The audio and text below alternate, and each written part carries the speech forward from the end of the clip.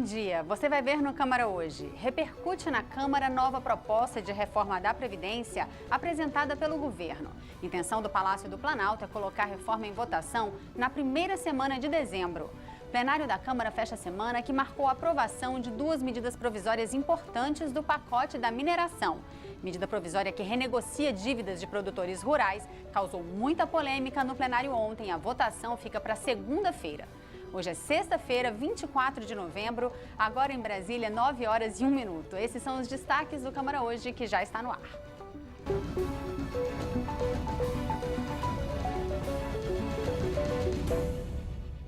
O governo apresentou a nova versão da reforma da Previdência, que já era aguardada há semanas. A proposta ficou mais enxuta para tentar a aprovação na Câmara ainda este ano. Os deputados foram convidados a jantar no Palácio da Alvorada na noite de quarta-feira para conhecer a emenda que modifica o relatório da Comissão Especial sobre a Reforma da Previdência. Ficou assim: todo mundo vai ter de pagar um pedágio de 30% do tempo de contribuição que faltar para a aposentadoria. Além disso, vai haver uma idade mínima para aposentar. Na data da aprovação da reforma, será de 53 anos para mulheres e 55 para os homens. A idade mínima vai aumentar 1 ano em janeiro de 2020 e continua subindo a cada 2 anos até atingir 62 e 65 anos. Para os servidores públicos, a progressão começa em 55 e 60 anos, que já são a idade mínima de aposentadoria nesse setor. Mas há exceções. Para policiais, vai ser de 55 anos, tanto para homens como para mulheres. Para professoras e professores, 60 anos. Trabalhadores rurais continuam se aposentando com 60 anos e trabalhadoras rurais com 55, como acontece hoje. O tempo mínimo de contribuição passa a ser de 25 anos só para os servidores públicos. Para os outros trabalhadores, fica em 15 anos, como é hoje. O valor da aposentadoria vai ser calculado numa escala, que começa com 60% da média de contribuições e aumenta a cada ano de contribuição. 70% aos 25 anos e 100% aos 40 anos. O objetivo é estimular as pessoas a trabalhar por mais tempo. A pensão por morte fica como foi aprovado pela Comissão Especial: 50% da média das contribuições, mais 10% por dependente. A pensão não pode ser menor que 1 salário mínimo e só pode ser acumulada com uma aposentadoria até 2 salários mínimos. As mudanças previstas na proposta original para portadores de deficiência e idosos de baixa renda foram eliminadas. Para o relator, o novo texto é razoável. Mesmo assim, ele avalia que a aprovação na Câmara até o final do ano não está garantida. Não é fácil construir esses 308 votos para esse tema, não é fácil. Eu penso que todos nós brasileiros temos que dar a nossa contribuição no sentido de ajudar com as nossas opiniões, com a nossa voz, com a nossa palavra, a construir esse placar na Câmara que vai, sem sombra de dúvidas, trazer uma realidade muito favorável para o nosso país. A nova versão da proposta já começou a repercutir na Câmara. O que eles não dizem é que eles querem abrir a porteira, tirar alguns aspectos para tentar iludir o povo, tentar chamar apoio popular, mas não terão. A Previdência do Brasil é a maior transferência de pobres para ricos do mundo. Nós não temos outra solução senão reformar esse perverso sistema, onde o mais pobre paga para o mais rico. Não há possibilidade de acordo, porque o projeto é muito ruim, não foi negociado desde o início com o movimento sindical, com o movimento popular, com todas as forças do país. Uma reforma da Previdência no Brasil, ela tem que surgir de um pacto político e de um pacto entre várias entidades e vários setores sociais no nosso país. O presidente da Câmara aposta na votação ainda em 2017. É claro que todos esses prazos, em relação ao que a gente pensava no início do ano, são muito curtos, são muito pequenos, mas o que a gente faz? A gente deixa o Brasil entrar em 2018 e principalmente projetar para 2019 uma crise fiscal enorme que pode tirar investimentos, pode desmontar toda a recuperação econômica que foi construída nos últimos 12 meses. Esse assunto deve ocupar, então, a pauta do plenário, pauta da Câmara dos Deputados nas próximas semanas. A gente vai agora fazer um balanço dessa semana que passou, de tudo que foi votado no plenário no Ulisses Guimarães, com a nossa participação habitual das sextas-feiras, da repórter do plenário, Dini Moraes. Bom dia, Dini. Foi uma semana de muitas votações, não é isso? Bom dia, Carol. Bom dia a todos que nos acompanham agora ao vivo pela TV Câmara. Foi sim, uma semana bem intensa no plenário da Câmara e não foi aprovação só, não foram as aprovações só no plenário da Câmara, né? Teve também sessão do Congresso Nacional, que é quando deputados e senadores se reúnem em uma só sessão para avaliar, principalmente temas orçamentários e também vetos presidenciais. Foram 3 medidas provisórias aprovadas no plenário da Câmara, 2 projetos de lei no Senado e 2 vetos no Senado. Vamos começar pelas medidas provisórias? Vamos começar. Vamos lá. Na semana passada, eu apresentei aqui uma cartela mostrando várias medidas provisórias, que eram 10 medidas provisórias que esperavam a votação do plenário da Câmara. Eu vou chamar de volta para a gente mostrar qual foi o balanço dessas medidas provisórias. Vamos lá. Dessas 10 que esperavam a aprovação aqui do plenário da Câmara, 3 delas foram aprovadas, tá? Foi a primeira da fila, que trata de um fundo aí para investimento em parceria público-privada, de concessões, né? Na verdade, ela quer incentivar a criação de projetos de infraestrutura. É um fundo que vai ter até 180 milhões de reais do dinheiro do PAC. Essa medida provisória também muda o critério da questão de emendas parlamentares que colocam dinheiro em projetos de infraestrutura. Lembrando que projeto de infraestrutura, gente, construção de estrada, ponte, enfim, essa questão toda que dá suporte, né, para a infraestrutura do país. Parlamentares, muitas vezes, colocam dinheiro do orçamento nesse tipo de obra. E aí faz parte do programa de aceleração do crescimento, né? Agora são os ministros de Estado que podem dizer quais emendas para o PAC, quais emendas para esses projetos de infraestrutura terão prioridade e obrigatoriedade de receber o dinheiro do orçamento. Isso aí foi também uma mudancinha que veio junto com essa medida provisória. Ela já foi aprovada aqui na Câmara, já foi aprovada no Senado, já foi para sanção, tá? Outra que foi aprovada, que eu destaco, são as 2 da mineração. E aí, de 3 medidas provisórias que reformulam todas as regras gerais aí da mineração, foram 2 aprovadas, então uma acabou ainda ficando, tá? Para a semana que vem. Qual dessas que ficou para a semana que vem?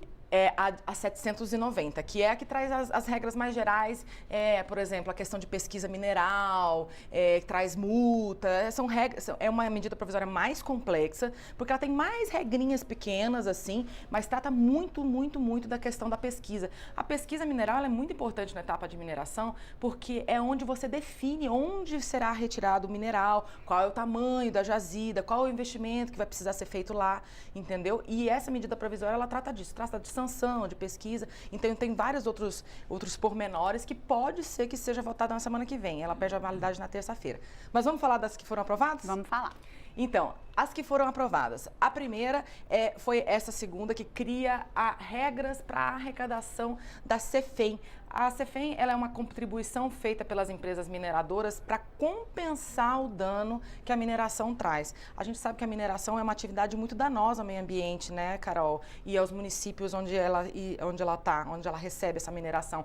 Então, fica buraco, né? Fica poeira. Então, tem várias... A devastação. A questão dos rejeitos, como a gente viu também lá em Mariana, né? Com o acidente de Mariana. Então, tem muito passivo ambiental, né? Essa é uma contribuição para compensar, então, esses danos que a mineração traz, não só ambientais, mas danos sociais também. E a gente chama de royalties do petróleo, porque é como é conhecido... Petróleo, perdão, gente. Royalties da mineração, que é como é conhecido, mas, na verdade, ela tem um outro nome e é conhecido pela sigla CEFEM. Isso já é cobrado hoje. O que essa medida provisória faz? Ela muda essas cobranças, muda as taxas que são cobradas hoje das mineradoras, passando também e mudando a forma de cobrança. Não é mais agora o lucro líquido, passa a ser o bruto. O que a empresa recebe tirando os tributos. Com isso, vai aumentar a arrecadação que é feita com esses royalties da mineração, tá? E o que mudou também? Alguns minérios não aumentou a alíquota para todos os minérios. Para areia, por exemplo, que é usado na construção civil, Carol, vai diminuir. Para fertilizante, que é usado na agricultura, também vai diminuir. Mas vai aumentar para o minério de ferro. E aí o minério de ferro é responsável por cerca de 80% dessa arrecadação. Então, a expectativa é que essa mudança na contribuição aí quadruplique o valor que hoje é arrecadado por essa taxa, tá? Que hoje está em torno de 1,7 bilhão de reais. Então pode ser 4 vezes maior. Mas a principal mudança que isso aqui traz, gente, é a distribuição desses recursos.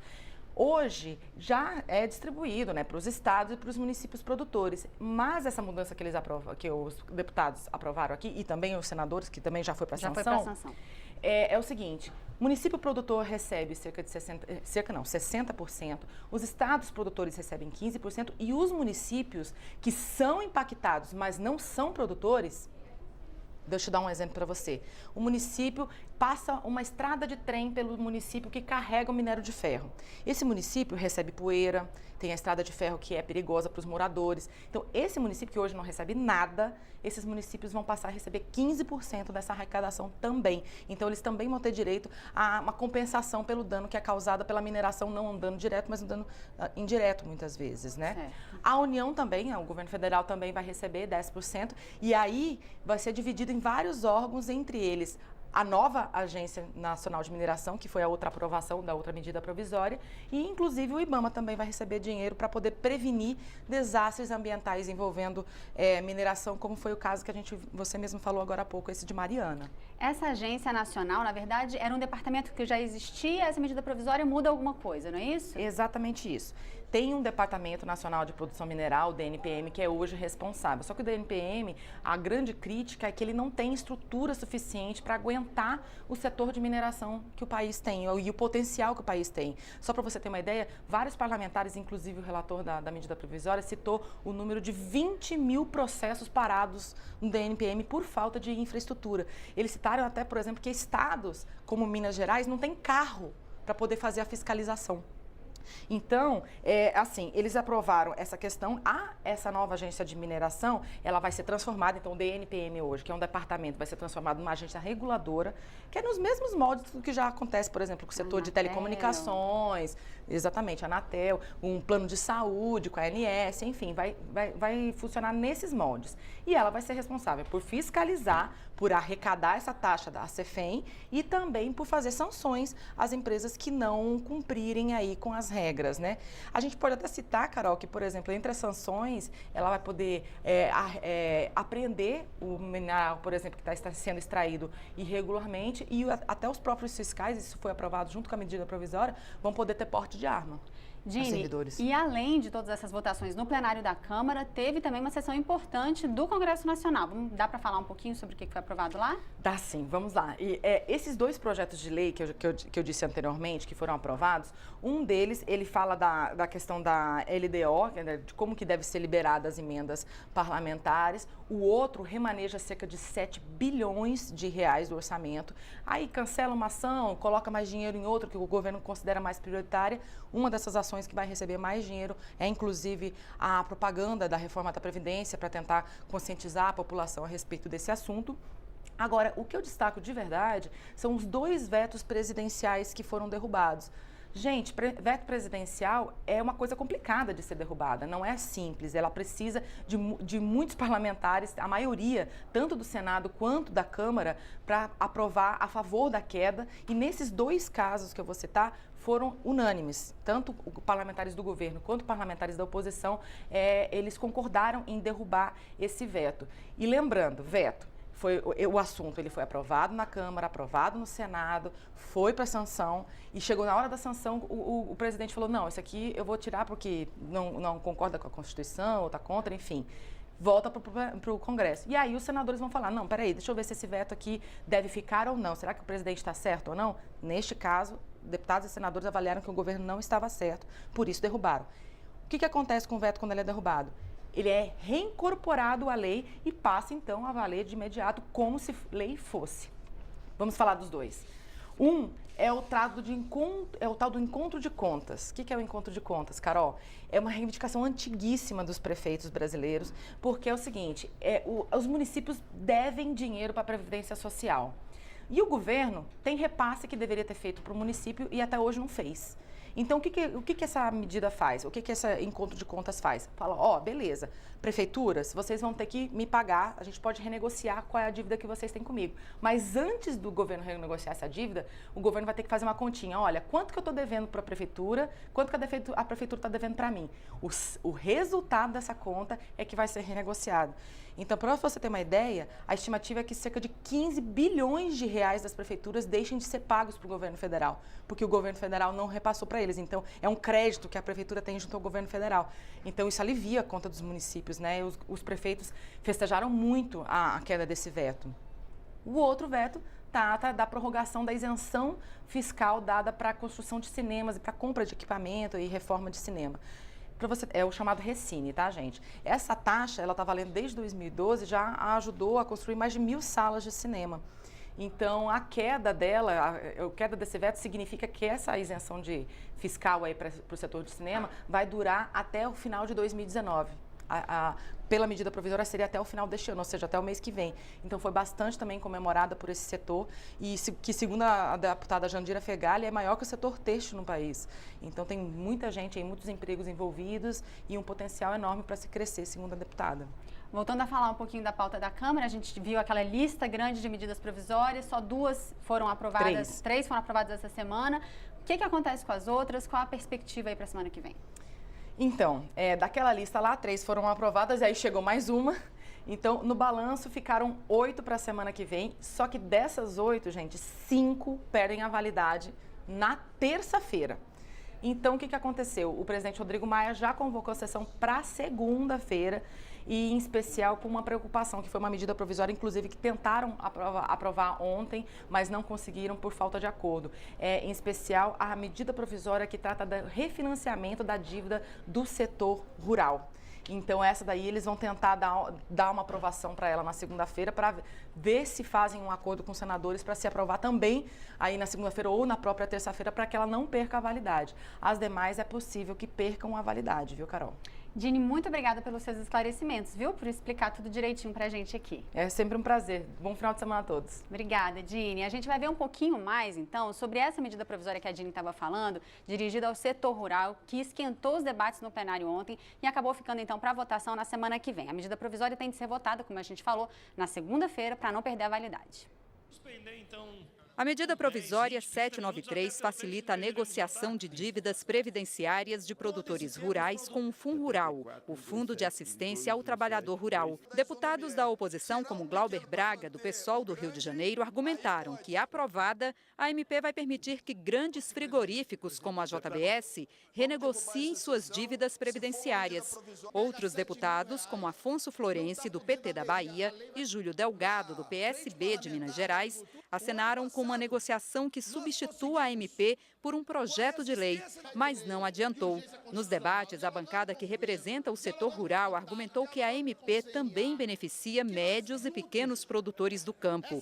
E o tom geral da discussão já deu uma ideia de como o tema deve movimentar o plenário na próxima segunda-feira, prazo final para a votação. A esquerda está colaborando hoje com o governo Temer, fazendo com que dia 1º de janeiro lance o valor total da dívida desse pequeno produtor, dessa granja, desse cerealista, desse frigorífico. Se não aprovar esse parcelamento, que já foram benevolentes aqui, com times de futebol e refis, com banqueiros, com muitos, e agora querem demonizar o produtor brasileiro. Todos eles. O que anda na charretinha ou o que anda na caminhonete. O problema dessa proposta aqui é que ela, na prática, anistia. Se fizesse um parcelamento de longo prazo, a gente até podia discutir, mas ela anistia. Ela anistia, sim, senhor. Ela anistia e anistia aqueles que não pagaram. Porque teve muita gente que pagou. Como é que fica quem pagou? A maioria do Supremo Tribunal Federal votou ontem pela restrição do foro privilegiado para senadores e deputados federais. A decisão final, porém, foi suspensa por um pedido de vista do ministro Dias Toffoli. Não há data para retomar a questão. O julgamento no STF diz respeito apenas ao fim do foro para parlamentares federais. Essa semana, a Comissão de Constituição e Justiça da Câmara aprovou uma PEC que restringe ainda mais o foro especial, garantindo esse direito apenas aos presidentes da República, da Câmara e do Senado e do Supremo Tribunal Federal. Se a PEC for aprovada, além dos parlamentares, também governadores, prefeitos, juízes, integrantes do Ministério Público e outras autoridades passarão a ser julgados criminalmente pela primeira instância. A proposta vai ser analisada em uma comissão especial e depois pelo plenário da Câmara. A Comissão de Educação da Câmara acompanhou a apresentação do Mapa do Ensino, que traz um diagnóstico da educação superior no Brasil.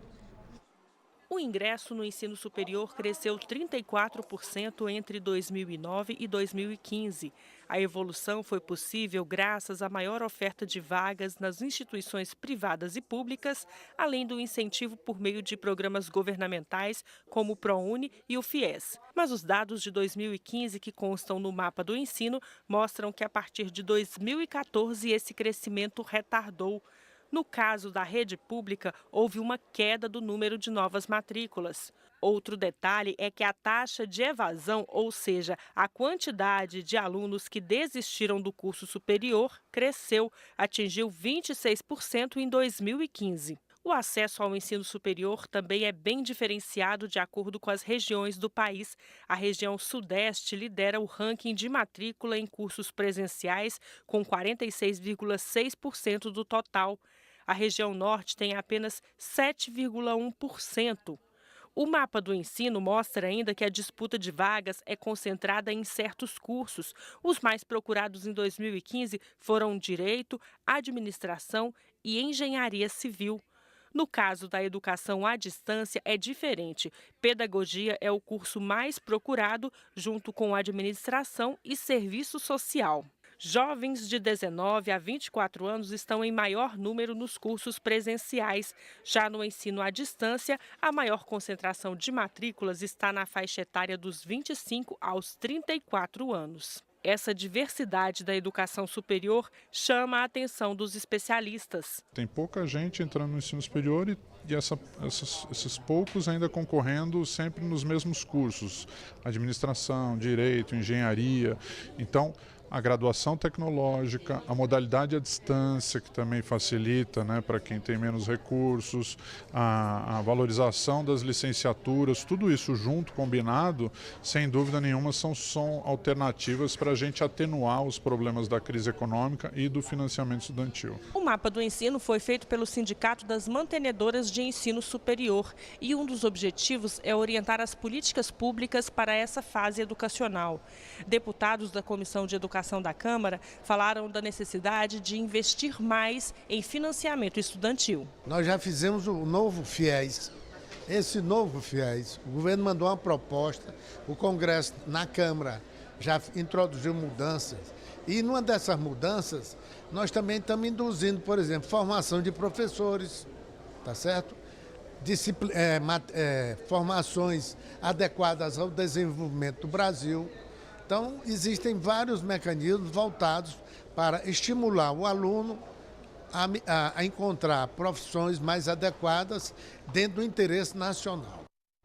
Você já viu nessa edição do Câmara Hoje. O governo apresenta a nova versão para a reforma da Previdência e o assunto repercute aqui na Câmara. Agora em Brasília, 9 horas e 23 minutos e você vai ver depois do intervalo. Proposta em análise aqui na Câmara quer aliviar os gastos dos idosos com remédios de uso contínuo. Ideia importante, já que segundo números do IBGE, em 2050 a expectativa é que 30% da população tenha mais de 65 anos e mais. Câmara aprova projeto que institui a semana de 25 de junho a 1º de julho como dedicada a promover o combate à sexualização de crianças e adolescentes. Você vai ver como esse trabalho vai ser feito já já.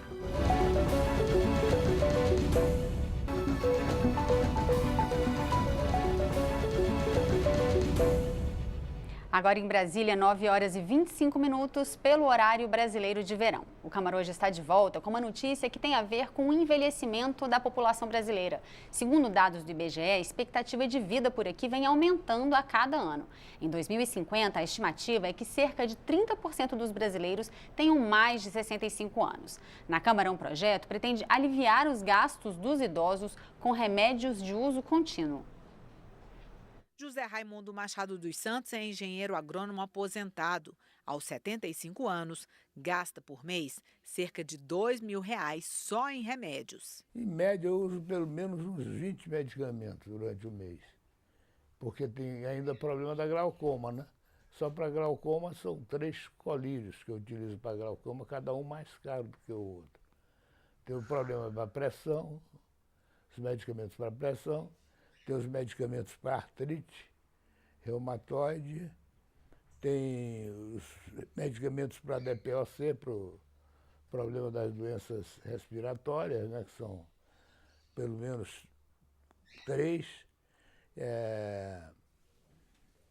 Enfim, tem uma infinidade de outros medicamentos para dores constantes. José Raimundo pode ser beneficiado por um projeto aprovado na Comissão de Defesa dos Direitos da Pessoa Idosa da Câmara. A proposta permite a dedução do imposto de renda dos gastos de contribuintes com mais de 60 anos com remédios de uso contínuo. A proposta original previa o desconto para maiores de 50 anos. Na realidade, o Estatuto do Idoso fala em 60 anos, então não tinha sentido nós reduzirmos isso para 50, não é? Porque, logicamente, causaria um grande transtorno, porque daqui a um pouco se diminui para 50, 40 e assim por diante. Então, o que nós tentamos fazer foi exatamente tentar deixar igual o Estatuto do Idoso, que fala em 60 anos. Para o professor de finanças, a renúncia fiscal não é a melhor forma de diminuir o impacto dos remédios no bolso dos mais velhos. A questão do subsídio, porque ele é orçamentário. Você coloca no orçamento, olha, eu vou gastar 5 bilhões ou 10 bilhões com esses medicamentos aqui. E aí fica claro para a sociedade essa transferência de renda de uma parcela da população para outra parcela. Quando você faz uma renúncia fiscal, a técnica para fazer isso é muito mais sofisticada e nem sempre é claro que o benefício foi atingido. O projeto ainda precisa passar por 3 comissões da Câmara antes de seguir para o Senado. Enquanto a ideia não vira lei, não custa lembrar algumas dicas de saúde. Tomar cuidado, quem tem pressão alta, tratar de verdade a pressão alta. A mesma coisa para diabetes, quem tem diabetes controlar de verdade, para colesterol também, para osteoporose, quem tiver tem que tratar. E outras coisas, como os hábitos, né? Então, uma alimentação balanceada, a gente sempre ouve falar disso. Eu quero destacar o não uso de tabaco, né? Cigarro não é bom em quantidade nenhuma. E ainda sobre o envelhecimento da população brasileira, as comissões de defesa dos direitos da pessoa idosa e de Seguridade Social e Família realizaram uma audiência pública para debater o assunto. De acordo com o IBGE, hoje há mais de 20 milhões de idosos no país e até 2050 esse número pode triplicar. Entre 2005 e 2015, a quantidade de idosos no Brasil deu um salto de quase 50%, segundo dados do IBGE. Enquanto isso, a expectativa de vida já passa dos 75 anos. Agora, o desafio é tornar a vida dessas pessoas melhor.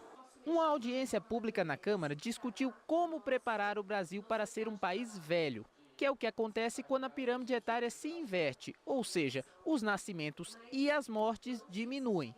Um dos maiores gargalos é a Previdência.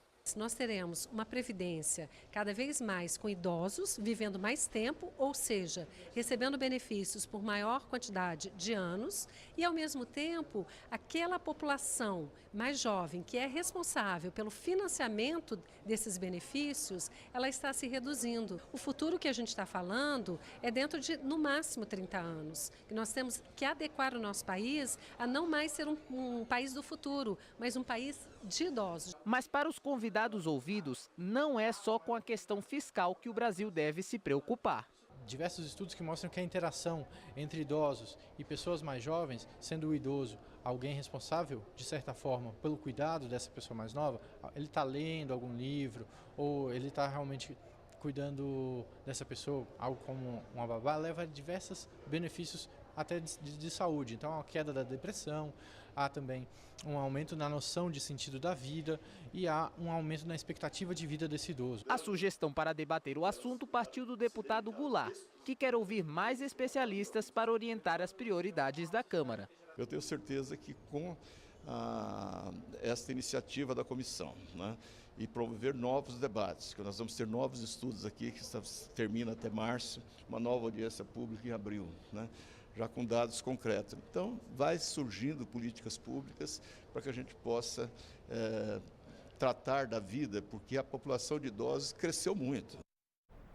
Deputados da Comissão de Segurança Pública se reuniram com especialistas para debater o projeto que trata da audiência de custódia para adolescentes acusados de ato infracional. A proposta prevê a condução do menor infrator à presença de um juiz até 24 horas depois da apreensão, como já acontece hoje com os presos adultos. O tema dividiu opiniões durante a audiência pública realizada aqui na Câmara. Está nos pactos internacionais de direitos humanos. Qualquer pessoa presa tem que ser levada à presença de um juiz o mais rápido possível. No Brasil, desde 2015, a lei determina que os presos devem ser apresentados à autoridade judiciária em até 24 horas após a detenção. Agora, um projeto em tramitação aqui na Câmara quer estender o benefício da audiência de custódia aos menores infratores. Atualmente, o ECA, Estatuto da Criança e do Adolescente, prevê a oitiva informal, que nada mais é do que um procedimento administrativo, quando o adolescente é apresentado ao promotor de justiça para contar a sua versão dos fatos, no caso do delito de que é suspeito. Para a advogada Nathalie Fragoso, do Instituto de Defesa do Direito de Defesa, a oitiva informal não é suficiente para garantir os direitos fundamentais dos jovens infratores. A oitiva informal não atende aos parâmetros internacionais, para o controle judicial da apreensão de adolescentes. O socioeducativo é um sistema específico, mas as garantias judiciais elas devem ser aplicadas, elas existem, estão previstas internacionalmente e precisam ser respeitadas no Brasil também. O juiz Márcio Alexandre, da Vara Regional de Atos Infracionais do DF, é contra. Ele acha que estender o benefício da audiência de custódia aos menores infratores é um grande retrocesso. O Estatuto da Criança e do Adolescente, ele confere poderes ao promotor de justiça, não somente de acusar, mas também e principalmente de defender os adolescentes. O Estatuto da Criança e do Adolescente, vigente há 27 anos, ele já contempla mecanismos melhores, muito melhores do que a audiência de custódia prevista na resolução do Conselho Nacional de Justiça. Essa também é a opinião do deputado subtenente Gonzaga, do PDT de Minas Gerais. Para ele, que é o relator do projeto na Comissão de Segurança Pública, o Estatuto da Criança e do Adolescente já contempla as necessidades dos menores infratores. A audiência de custódia, ela tem um condão não de formar provas, ela tem um condão de garantir direitos fundamentais. A legalidade da prisão e a legalidade do ato do Estado, na pessoa dos seus policiais, em relação àquela pessoa. A Câmara aprovou um projeto de lei que cria a Semana Nacional de Combate à Sexualização de Crianças e Adolescentes. Um dos objetivos é combater a violência contra os menores. O Sidney é pai de 2 meninos, de 12 e 9 anos. Para ele, o melhor remédio para a educação sexual em casa é dialogar. O assunto tem que ser encarado de forma natural, diz ele, porque faz parte da condição humana. Já passamos da hora de tratar o assunto com mais clareza, inclusive para as crianças. Eu acho que essa melhor ideia é você abrir totalmente o diálogo com os filhos, como aconteceu comigo, meu pai. E aí ele veio e me falou: pai, eu vi um filme pornográfico na internet. Cabe mesmo aos pais proteger os menores, de acordo com Rosa Maria Orita. A experiência dela como psiquiatra de crianças e adolescentes mostrou que o desenvolvimento sexual deve respeitar o momento certo, que depende de cada pessoa. Para ela, a estimulação antecipada não faz bem. Quando aquilo acontece, pode tanto não ter nenhuma significação para a criança, como pode ser um choque. A gente vê muito hoje em dia como os jovens estão tendo acesso, principalmente através da internet, ao mais variado material. Eu já vi adolescentes chocadíssimos com cenas que viram que não conseguiam nem relatar. E vai uma dica aos pais. E quem determina a idade é a criança. A gente deve responder com clareza, objetividade, todas as perguntas que elas fizerem, com uma linguagem que elas sejam capazes de entender. Nunca deixar nenhuma pergunta no vazio e sempre responder com a verdade, para que ela possa continuar confiando nos pais. A proposta já aprovada na Câmara é para que a semana de 25 de junho a 1º de julho seja dedicada a promover o combate da sexualização de crianças e adolescentes. A ideia é realizar atividades em todo o país para discutir o assunto de forma aberta. Para os deputados, o debate pode contribuir para prevenir a violência sexual contra crianças e adolescentes. Não podemos permitir que haja uma sexualização precoce. Ou seja, que as crianças não tenham o respeito à fase própria e específica do desenvolvimento da sua própria sexualidade. Portanto, as crianças, elas não podem ter ou ser consideradas com uma sexualidade do adulto. E nem pode ser objeto da sexualidade do próprio adulto.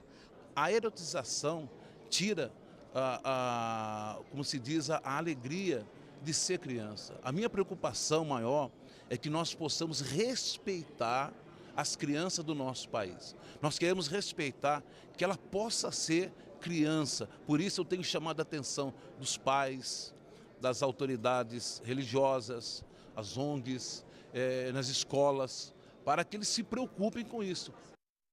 A redação final desse projeto será votada pela Comissão de Constituição e Justiça. Depois, a proposta segue para análise do Senado. Nessa quinta-feira, a programação da Semana da Consciência Negra na Câmara foi marcada pelos lançamentos de um livro e de um movimento social, a Nova Frente Negra Brasileira. A Comissão de Trabalho sediou o ato de recriação de uma organização histórica. A Nova Frente Negra Brasileira surge para continuar a luta do movimento social fundado em 1930 e fechada em 1937 com a ditadura do Estado Novo. O coordenador nacional e os parlamentares que apoiaram o relançamento explicaram que a frente vai atuar politicamente em defesa da população negra. Não há solução na democracia fora da política.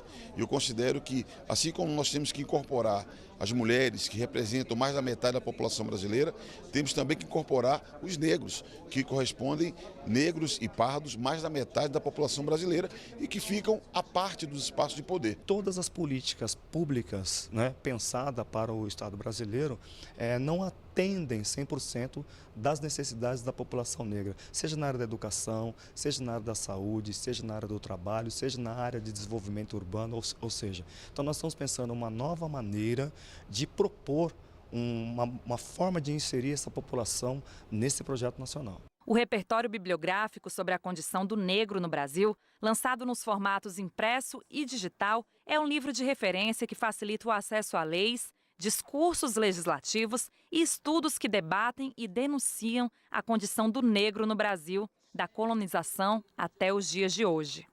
Organizada pela Biblioteca Pedro Aleixo e publicada pela Edições Câmara, a obra é uma iniciativa do programa Pró-Equidade de Gênero e Raça da Câmara.